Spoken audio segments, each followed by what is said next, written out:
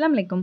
நம்ம ரெகுலரா யூஸ் பண்ற இரும்பு பாத்திரங்கள்ல துரு இல்லாம ரொம்ப வருஷத்துக்கு எப்படி மெயின்டெயின் பண்றது அப்படிங்கிறதுக்கு ஒரு குட்டி டிப் பார்த்துடலாமா? இரும்பு பாத்திரத்த அடிக்கடி தண்ணீல வாஷ் பண்ணக்கூடாது. தேவை இருந்ததுனா மட்டும் இந்த மாதிரி ஸ்க்ரப் எல்லாம் பண்ணி வாஷ் பண்ணிக்கோங்க.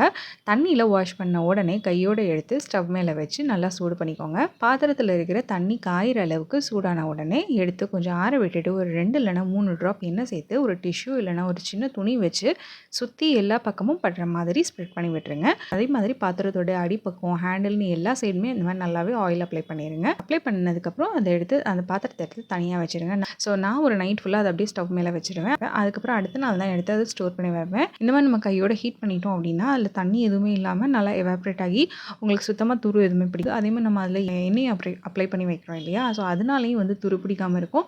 ப்ளஸ் அந்த எண்ணெய் வந்து ஒரு நான்ஸ்டிக் கோட்டிங் மாதிரி இருந்து அடுத்த தடவை நம்ம அதில் சமைக்கும்போது அடி பிடிக்காமலும் இருக்கும்.